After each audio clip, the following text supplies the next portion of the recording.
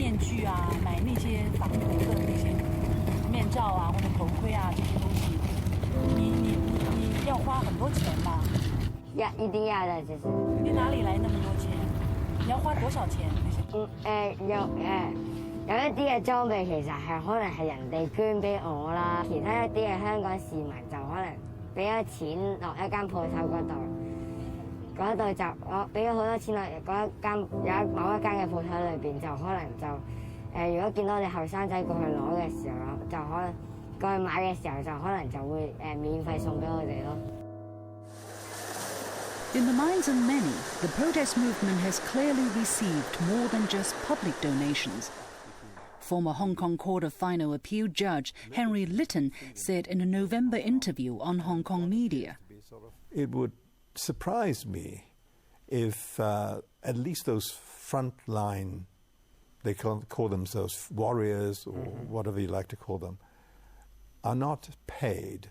Because how do they sustain this? Not only paid, but I suspect if that were so, heavily paid to enable them to actually go out and risk time and time again. Personally, I see this as part of the trade war. I think that the protesters have got their concerns, but I think that that has been fueled and paid for by American money. The National Endowment for Democracy is an American NGO. A search on its website revealed that it has been funding Hong Kong organizations in the name of strengthening democracy and human rights protection. And this may just be the tip of the iceberg. Michael Pillsbury, a former senior U.S. official, spoke of American involvement in Hong Kong in a 2014 interview. We have a large consulate there that's in charge with taking care of the Hong Kong Policy Act passed by Congress to ensure democracy in Hong Kong. We also have funded millions of dollars of programs through the National Endowment for Democracy to help democracy in Hong Kong. So in that sense, the Chinese accusation is not totally false.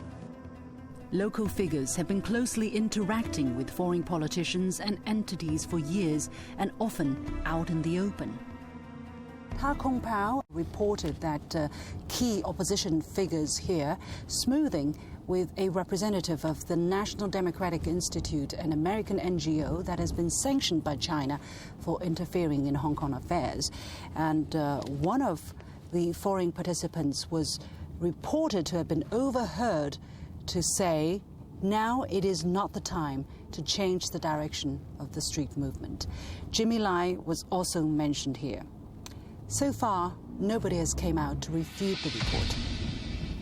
For years, these figures have been soliciting, even requesting US's interference. Martin Lee, founder of the Hong Kong Democratic Party, said the US government has a moral obligation to speak justly for the people of Hong Kong. US politicians have hardly been restrained in their reactions.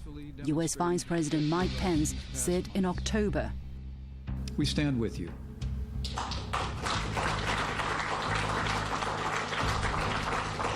We are inspired by you." His message was amplified time and again on Apple Daily, greatly emboldening the protesters. In November 2019, Washington passed the Hong Kong Human Rights and Democracy Act.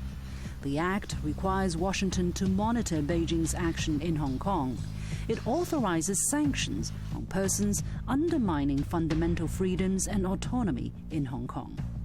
The act even allows visas to be granted to protesters who've been arrested. Apple Daily immediately hailed the act as won through blood and tears.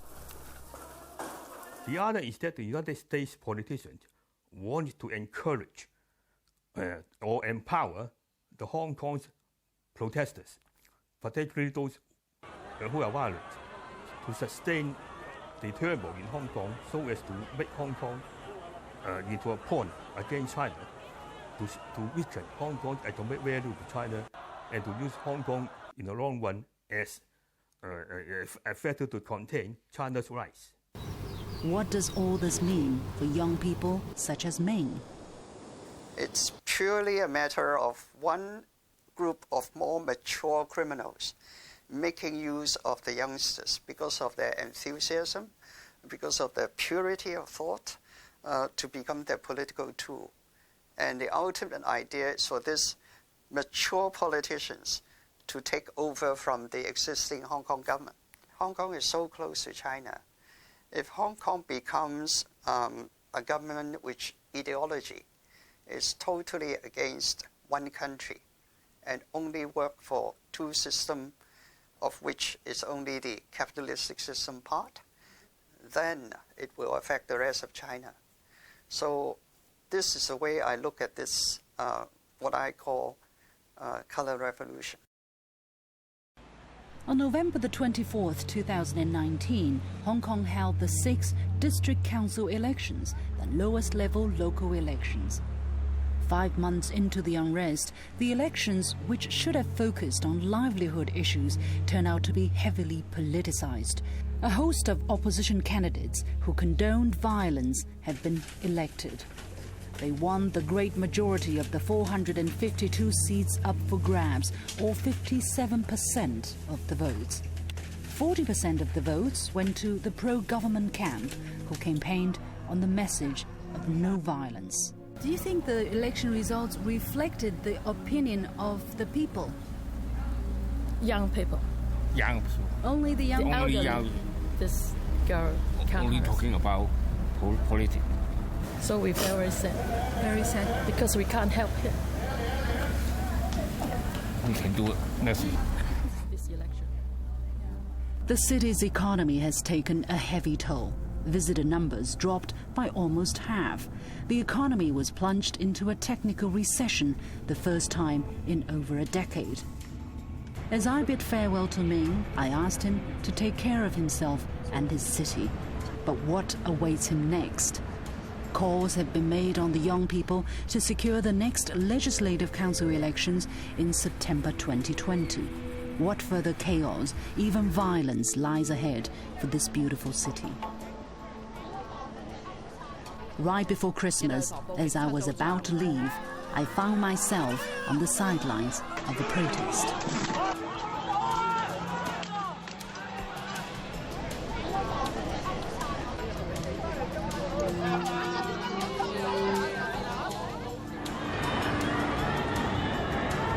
Another protest right outside the City Hall, where protesters are waving American flags and riot police are standing by. It seems this kind of scene will continue to feature here for the foreseeable future. At the end of my interview with Ming, he told me, "See you on the site of another protest." Well, I hope he was only joking, because his future must not be a joke. Neither can be that of Hong Kong.